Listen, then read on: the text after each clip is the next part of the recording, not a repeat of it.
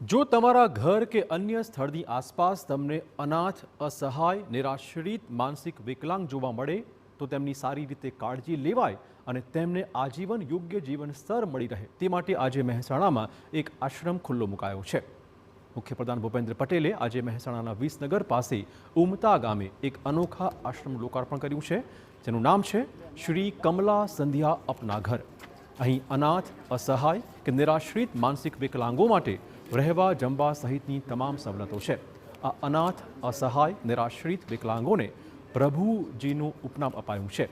આજે સીએમ ભૂપેન્દ્ર પટેલે શ્રી કમલા સંધ્યા અપના ઘર આશ્રમ ઉમતાના લોકાર્પણ પ્રસંગે આ નિઃસ્વાર્થ સેવાસભર ઉમદા કાર્યને બિરદાવ્યું હતું।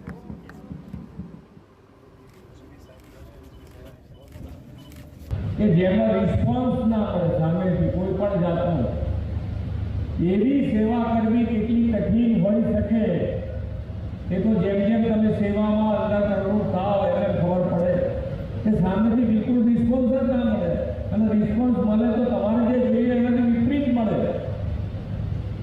એવા લોકોની સેવા કેવી રીતે કરવી આપણને એમ થાય કે જે સેવા આપણે ઉપાડ્યું છે એમાં આપણે તો એક જ પ્રાર્થના કરી શકીએ કે એમને ભગવાન ખૂબ તાકાત આપે અને એકદમ ભાવથી આ સેવા એ લોકો કરી। દેણપ રોડ પર આવેલા આશ્રમ અપના ઘરમાં 200 પુરુષો અને 100 મહિલાઓ આશ્રમમાં રહી શકશે। આ આશ્રમના સંચાલક વિષ્ણુ પટેલે ભેખ લીધી છે કે ગુજરાતભરમાં ક્યાંય નિરાશ્રિત માનસિક વિકલાંગો રઝળતા હોવા ન જોઈએ।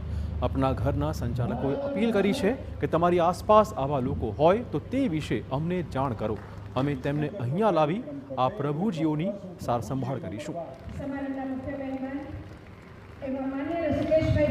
પોતાનું ગામ છે અને પોતાના ગામમાં વર્ષોથી કંઈ ને કંઈ પ્રવૃત્તિઓ, સામાજિક પ્રવૃત્તિઓ વિશ્વભી કરતા આવ્યા છે।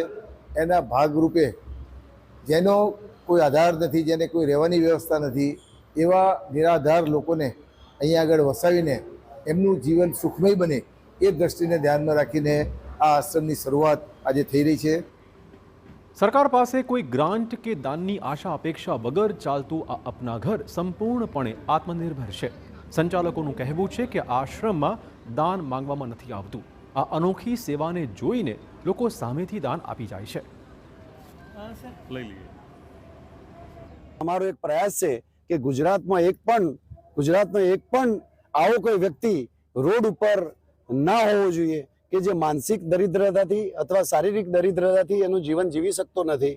એટલે હું બધા આપના TV9ના માધ્યમથી અમને એક ડોનેશન કરો, અમને તમારા ડોનેશનની જરૂર છે અને એ છે એ આવા પ્રભુજી તમને ક્યાંય જોવા મળે તો એમનું લોકેશન, એના આજુબાજુ કોઈ ગલ્લો કે કોઈ દુકાન હોય તો એમનો ફોન નંબર અને એમનો ફોટો અમારા આશ્રમના નંબર ઉપર કે ફેસબુક ઉપર ક્યાંક મોકલી આપો તો અમે એને એ દાન અમારા માટે શ્રેષ્ઠ દાન છે।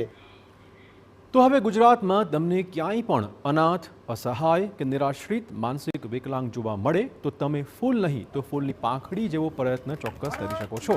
અપના ઘર આશ્રમ ઉમતાને તેની જાણકારી આપીને તમે આંગળી ચિંધ્યાનું પુણ્ય મેળવી શકો છો।